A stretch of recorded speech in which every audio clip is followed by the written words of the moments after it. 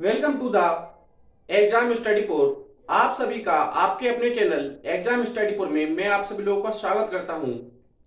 आज हम मैथ में रेशियो एंड प्रोपोर्शन देखेंगे और सीखेंगे कि कैसे हम इसे बेहतर तरीके से कर सकते हैं। स्टूडेंट, जिन भी अभ्यर्थियों ने यूपीएसआई का फॉर्म फिल करने की सोच रहे हैं, उनकी जो भरने की तिथि है यूपीएसआई के लिए वो 1/4/2021 है।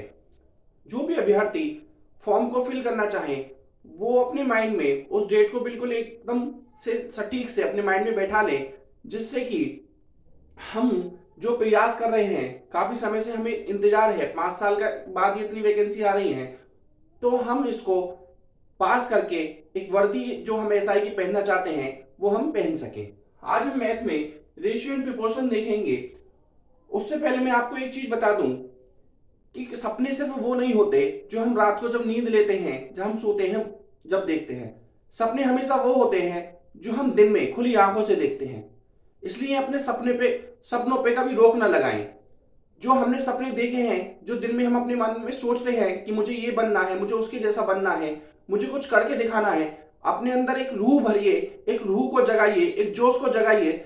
जो आपके मन में आता है उसको सिर्फ मन में आने मत रहने दीजिए कि मैं ये बनूंगा, मैं भी उसके जैसा बनना चाहता हूं। उसको कुछ करके दिखाइए, कुछ बन के दिखाइए। अपने माता पिता का नाम रोशन करिए, अपने छोटे बड़े भाई बहनों का नाम रोशन करके दिखाइए।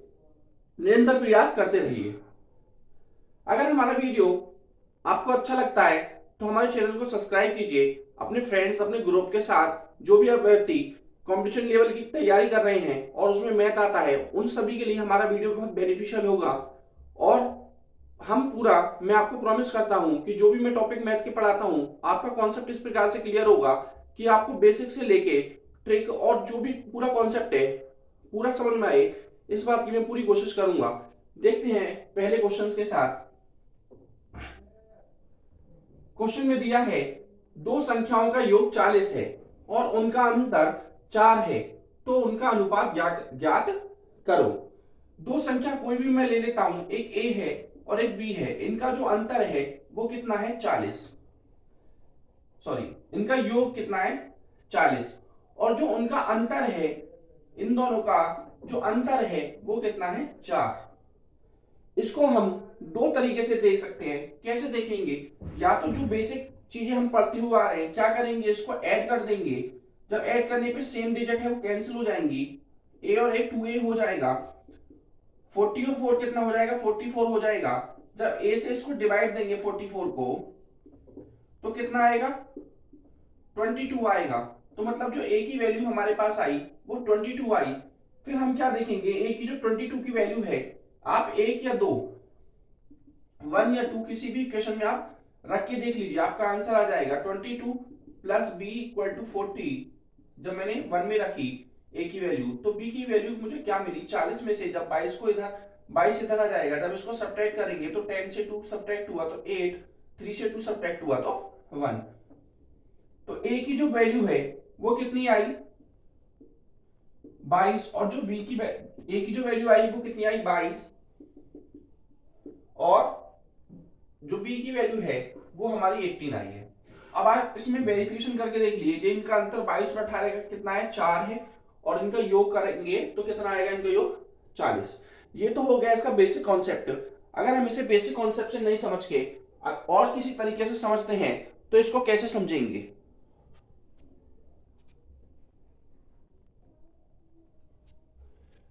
बेसिक तरीके से हमने देख लिया इस क्वेश्चन को।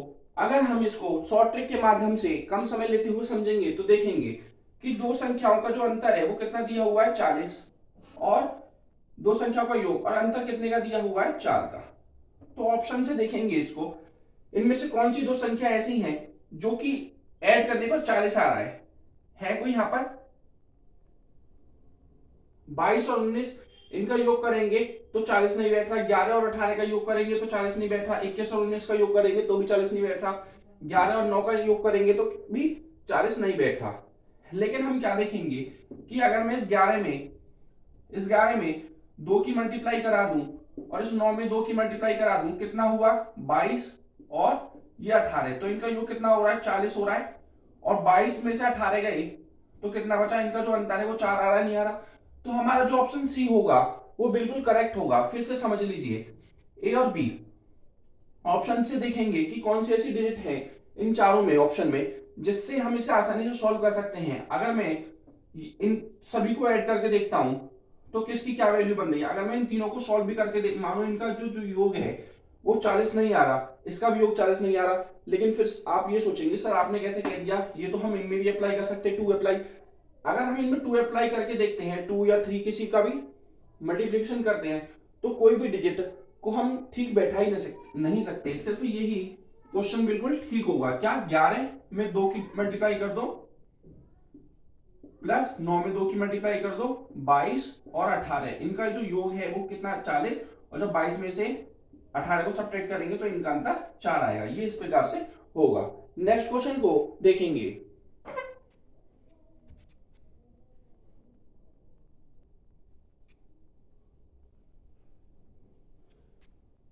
नेक्स्ट क्वेश्चन को देखेंगे, यदि एक धनराशि को ए बी सी में इस प्रकार बांटा गया कि ए का जो हिस्सा है बी से दुगना, बी का हिस्सा सी से 4 गुना हो, तो ए बी और सी का अनुपात ज्ञात करो।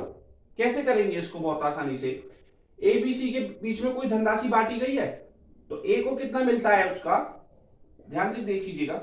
ए का हिस्सा बी से दुगना, ए का हिस्सा बी से दोगुना, तो मैं इसको ऐसे लिख लूं, ए रेशियो बी, ए के साथ क्या वैल्यू है, कुछ नहीं, बी के साथ क्या है 2, तो इसको ऐसे रखेंगे हम कि ये क्रॉस मल्टीप्लाई कराने पे 2 बी के साथ आए, ऐसे ऐसे लिख सकते हैं। अब देखिए बी का जो हिस्सा है सी से 4 गुना, जो बी का हिस्सा है सी से 4 गुना, बी सी का 4 गुना है, तो बी और सी को कैसे रख लेंगे हम, 4 नीचे 4 ऊपर और 1 नीचे, क्योंकि 4 के साथ सी के साथ क्या है 4। अब A ratio B ratio C का आया, तो इससे पहले वाली वीडियो में भी हमने ऐसा क्वेश्चन देखा था, A ratio B ratio C कैसे निकालेंगे, कैसे निकालते हैं हम, ए रेशियो बी का रख लिया और बी रेशियो सी का रख लिया। ए रेशियो बी क्या है, ए रेशियो बी 2 रेशियो 1 और बी रेशियो सी क्या है 4 रेशियो 1। कैसे देखेंगे, ऊपर की नीचे मल्टीप्लाई, 4 2 जा 8, इसकी क्रॉस मल्टीप्लाई 4 1 जा 4 और इसकी ऊपर की नीचे से तो 1, 8 4 1 हमारा इसका आंसर होगा। किस ऑप्शन में है, ऑप्शन बी में ये हमें दिया हुआ है 8 4 1।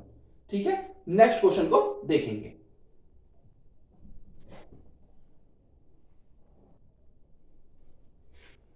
देखेंगे थर्ड क्वेश्चन को। क्वेश्चन में दिया हुआ है एक बहुभुज के अंत कोणों और बाह्य कोणों का अनुपात 2:1 है, तो बहुभुज की भुजाएं ज्ञात करो। कैसे करेंगे, अंतःकोण जो होता है, अंतःकोण का जो फॉर्मूला होता है वो होता है n-2 मल्टीप्लाई 180 और नीचे n, ये होता है। ऐसे ही जब बाह्य कोण होता है, बाह्य कोण का अनुपात कितना होता है 360 अपॉन नीचे n। n क्या है, संख्या, इसमें हम निकालेंगे n की वैल्यू कितनी है हमें पता नहीं है, इनका जो अनुपात दिया हुआ है अंत्य और बाह्य कोणों का अनुपात, अंतःकोण इनका अनुपात लिख लीजिए, लिख लिया, अनुपात पता, रेशियो कितना दिया हुआ है इनका रेशियो 2:1, नीचे वाली डिजिट से n कर दिया, बचा कितना n-2 180 नीचे 360 2:1, 180 से 2 टाइम्स कट गया कितना 360, बचा कितना n-2 मल्टीप्लाई 1 और नीचे 2। जब हम क्रॉस मल्टीप्लाई कराएंगे, क्रॉस मल्टीप्लाई कराने पे हम क्या देखेंगे, यहां पर दिखाता हूं मैं आपको, n-2 मल्टीप्लाई 1 की 1 के साथ कराएंगे तो n-2 ही आएगा, इधर क्या आएगा 4, जब ब्रैकेट को खोलेंगे तो कितना आएगा इतना, जब ये 2 माइनस का इधर चला जाएगा लेफ्ट हैंड साइड से राइट हैंड साइड में तो कितना हो जाएगा 4 और 2 6, 6 हमारा जिस ऑप्शन में है सी में, सी हमारा राइट आंसर होगा। फिर से सुन लीजिए, एक बहुभुज के अंतःकोण और बाह्य कोणों का अनुपात 2:1 दिया हुआ है, तो बहुभुज की भुजाएं ज्ञात करो, ऐसा हमें बोला है, पूछा है। तो अंतःकोणों का फॉर्मूला हमें क्या याद करना है, n-2 मल्टीप्लाई 180 अपॉन n। फिर से लिखा देता हूं, अंतः कोण का फॉर्मूला क्या है, n-2 मल्टीप्लाई 180 और नीचे n। ऐसे ही जब बाह्य कोण का पूछा है, बाह्य कोण का क्या होगा, बाह्य कोण का है 360 डिवाइड में n। इनका रेशियो पूछा है, रेशियो दिया हुआ है 2:1, 2:1, n से n कट गया, ये आया 180 से 360 को कट कर दिया। जब इसको सॉल्व करेंगे तो n की जो वैल्यू है वो 6 आएगी। अगर हमारी वीडियो आपको अच्छी लगे तो हमारे चैनल को प्लीज सब्सक्राइब कीजिए, अपने फ्रेंड्स ग्रुप के साथ उसे अधिक से अधिक लाइक कीजिए, शेयर कीजिए, जिससे हमारी वीडियो अधिक से अधिक स्टूडेंट्स तक पहुंच सके। नेक्स्ट क्वेश्चन को देखते हैं।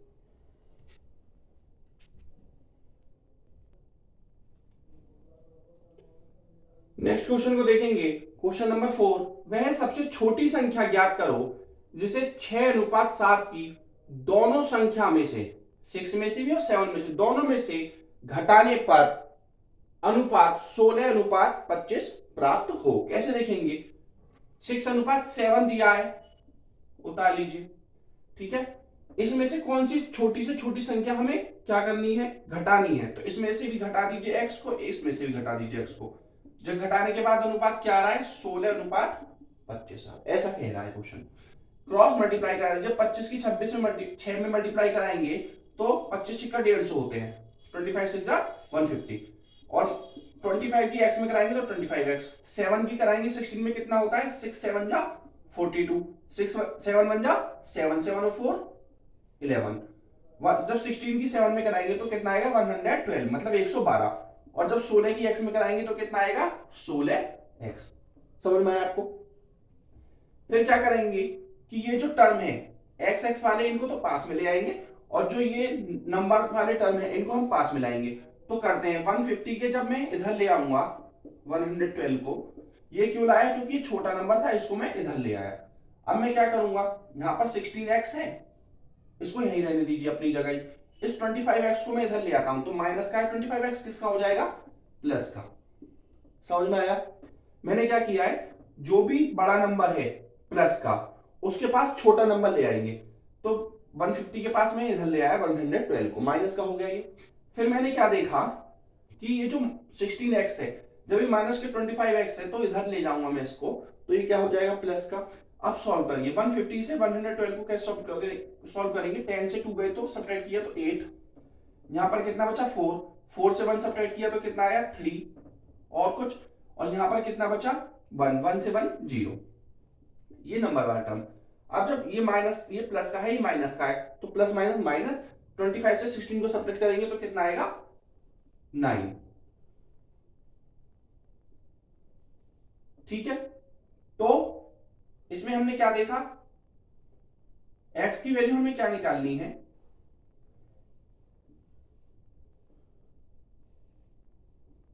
x की वैल्यू 9 4 जा 36, ठीक है। यहां पर डिवाइड करके देखते हैं, 9 4 जा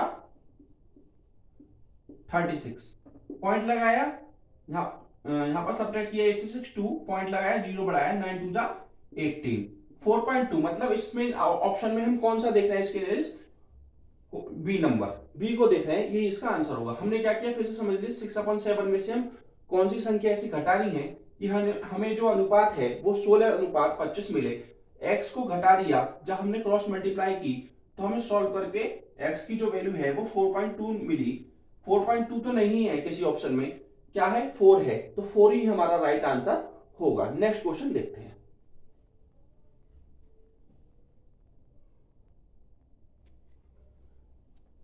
क्वेश्चन 5 देखेंगे, राम की आयु 40 वर्ष है, वे ऋतु की आयु 60 वर्ष है।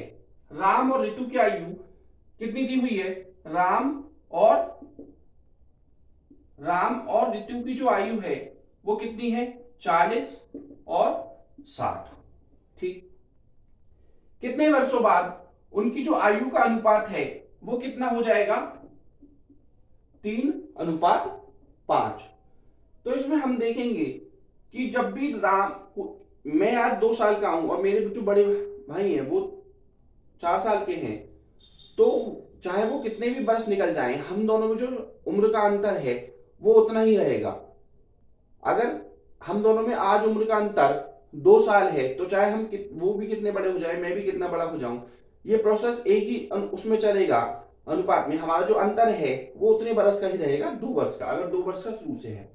तो जब पहले इनका जो अंतर है वो 40 और 60 है, उनकी जो उम्र का राम की जो उम्र है 40 है पहले और ऋतु की 60 है, तो हमेशा चाहे में कितने भी वर्ष निकल जाएं, इनकी जो उम्र का अंतर है वो कितना रहेगा, हमेशा 20 साल ही रहेगा। इनकी उम्र का अंतर देखो कितना है, 20 साल, 20 वर्ष इनकी उम्र का अंतर है, तो हमेशा 20 वर्ष ही रहेगा। ठीक है, तो अब हम इसमें क्या देखें कि मैं जो ये इक्वेशन है इसको क्या कर देता हूं, मैं 10 से मल्टीप्लाई करा लेता हूं। ठीक है, जब मैं इसको 10 से मल्टीप्लाई कराता हूं, 3 को जब मैं 10 से मल्टीप्लाई कराता हूं और 5 को मैं 10 से मल्टीप्लाई कराता हूं तो कितना आएगा, 3 10 जा 30 और 5 10 जा 50। ठीक है, अब ये देखो, अब इनकी उम्र में अनुपात अंतर कितने का है, 20 का, पहले भी 20 का था। ठीक है, तो क्या बोल रहा है, कितने वर्षों बाद उनकी आयु का अनुपात 3:5 हो जाएगा। तो कितने, अगर मैंने 10 की मल्टीप्लाई कराई, उनमें कितने की मल्टीप्लाई कराई, 10 की, तो 10 ही इसका आंसर होगा। कितने का होगा भाई, 10 वर्षों की मैंने इसमें मल्टीप्लाई कराई, 10 की जब इसमें कराई 3 में तो 30 हुआ, 10 की जब 5 में कराई तो 50 हुआ, मतलब अंतर कितना हुआ, 10 वर्ष बाद इनकी जो आयु का अनुपात है वो कितना हो जाएगा, 3:5। फिर से समझ लीजिए क्वेश्चन में क्या किया मैंने, राम और ऋतु की आयु 40 और 60 दी है। अब पूछा है कि कितने वर्ष बाद इनकी जो आयु का अनुपात है वो 3:5 हो जाएगा। ठीक है, आप देखिए इनकी जो आयु का अंतर है वो कितना है, 20 वर्ष। कितना है इनकी आयु का अंतर, इनकी जो आयु का अंतर है वो कितना है, 20 वर्ष, यहाँ पे लिखा हुआ है ये 20 वर्ष इनकी आयु का अंतर। ठीक है, अब वो कितने भी वो दोनों बड़े हो जाएं, लेकिन जो उनकी उम्र का अंतर है वो हमेशा एक ही रहेगा। अगर वो उनमें दूसरे, इन दोनों में 20 वर्ष का अंतर है तो कितने भी बड़े हो जाए दूसरे से, वो 20 वर्ष का अंतर ही रहेगा।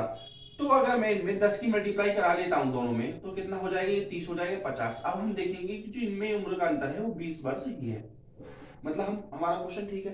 कितने की मल्टीप्लाई कराई हमने, 10 की, इसलिए ही 10 वर्ष ही हमारा आंसर होगा। ठीक है, नेक्स्ट क्वेश्चन देखते हैं इसी प्रकार का।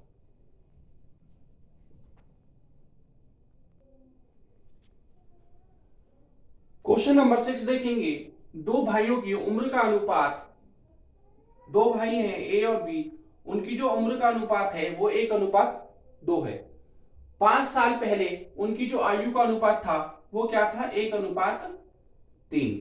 5 साल पहले, तो 5 साल बाद उनकी आयु का अनुपात ज्ञात करो। यहां पर लिख लीजिए ये कितना था, 5 साल पहले।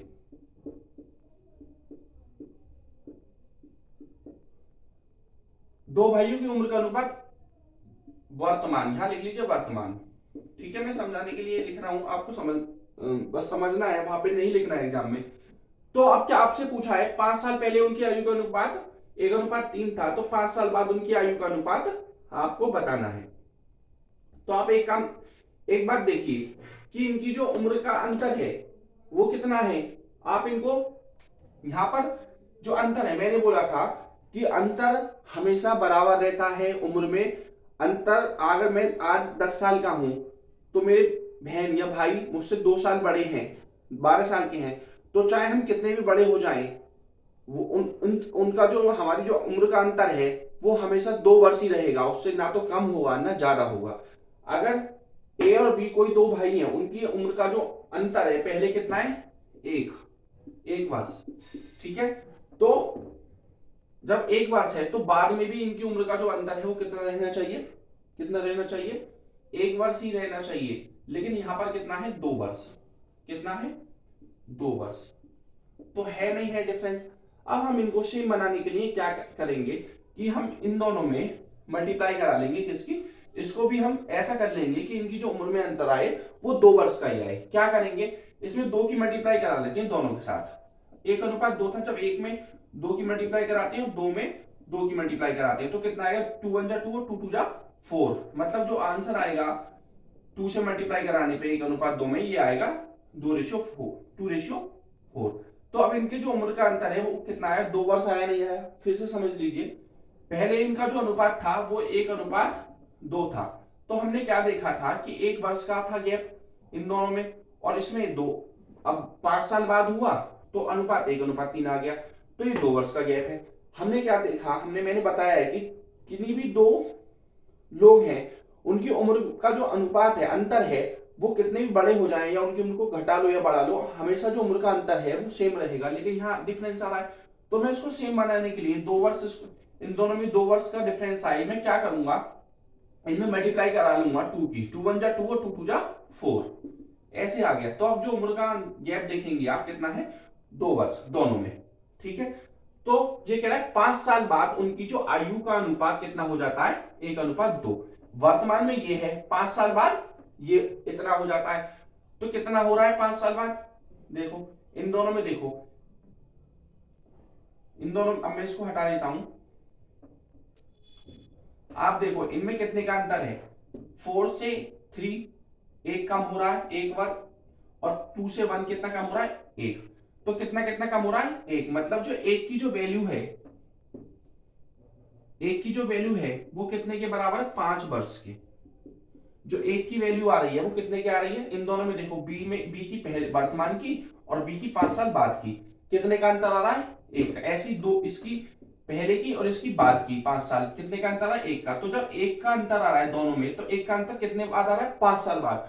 तो 1 की जो वैल्यू है वो 5 वर्ष है। ठीक है, तो क्या पूछ रहा है, 5 साल पहले की, सॉरी हाँ पहले है, तो अब 5 साल बाद पूछ रहा है। क्या पूछ रहा है, 5 साल बाद। तो जब 5 साल से पहले वर्तमान में जाएंगे तो 5 जुड़ जाएंगे, जुड़ जाएंगे नहीं जुड़ जाएंगे, 5। ठीक है, और 5 साल यहां से जुड़ गए, 5 साल। अब क्या वर्तमान में पहुंच गए हम, अब क्या कह रहे हैं, 5 साल बाद। तो 5 और 5 कितने होंगे, 5 और 5 कितने होंगे, 10 होंगे नहीं होंगे। फिर से समझ लीजिए आप इस टर्म को कि ये वर्तमान कह रहा है और 5 साल पहले कह रहा है। तो हम, हमारा जो 5 साल पहले है, इनकी उम्र में अंतर कितना निकला था, 1 के रेशियो बराबर 5 वर्ष निकला था, नहीं, इन दोनों में 1 वर्ष का अंतर है। तो 5 साल पहले इन एक की जो बराबर है वो 5 वर्ष हुए।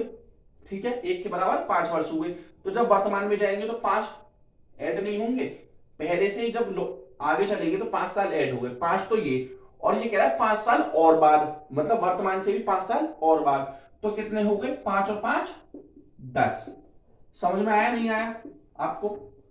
ठीक है, तो इसका जो आंसर आएगा वो उनकी कितना आएगा, 10, क्योंकि एक की वैल्यू कितनी थी, 5, एक की वैल्यू कितनी थी, 5 वर्ष। तो इनमें कितना आया, 10 की वैल्यू जब 5 वर्ष बराबर कितना है, एक वैल्यू है, तो 10 वर्ष कितना के बाद कितनी होगी, 2, 2 ही तो आएगा।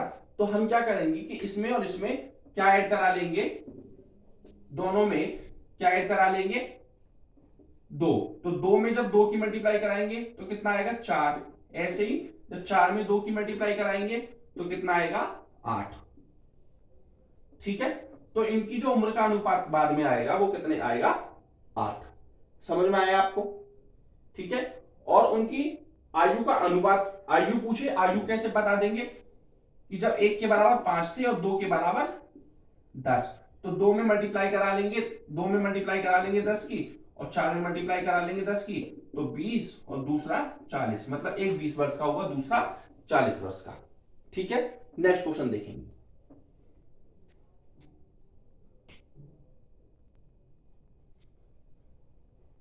नेक्स्ट 7 क्वेश्चन को देखेंगे।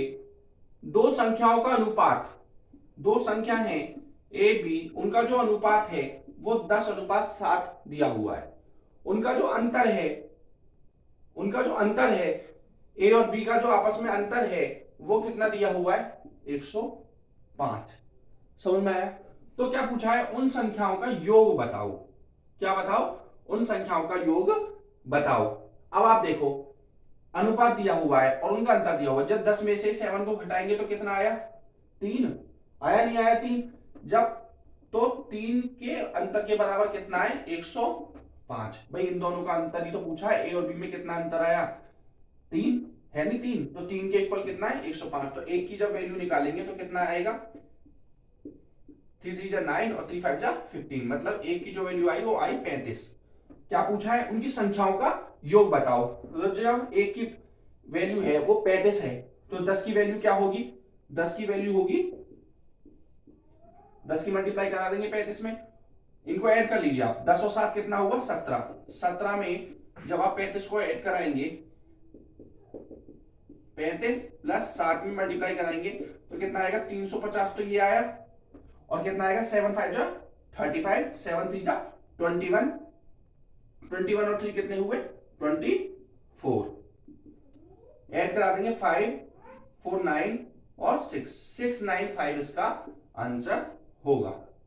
फिर से समझ लीजिए, दो संख्याएं हैं, उनका जो अनुपात है वो 10:60 है, उनका जो अंतर है वो 105 है। ठीक है, उनका जो अंतर है वो 105 है। तो देखिए इनमें आप देखिए अंतर कितने का है? 3 का। तो 3 की जो अंतर है वो 105 के बराबर है, यहां पर दिख रहा है हमें। तो एक की वैल्यू निकालेंगे तो 3 से डिवाइड दे देंगे, वैल्यू आई 35। 3 3 जा 9 और 3 5 जा 15। जब एक की वैल्यू 35 है तो 10 की वैल्यू कितनी आई? 10 में मल्टीप्लाई करा देंगे 35 की, फिर 7 में किसकी मल्टीप्लाई करा देंगे? 35 की, तो ये आया 350, और 7 5 जा 35, 7 3 जा 21, 21 में 3 ऐड कर देंगे कितना है? 24। जब इनको ऐड करेंगे तो इनका योग कितना आ रहा है? 695, 695 इनका जो है योग होगा। इस वीडियो को हम यही सब समाप्त करेंगे।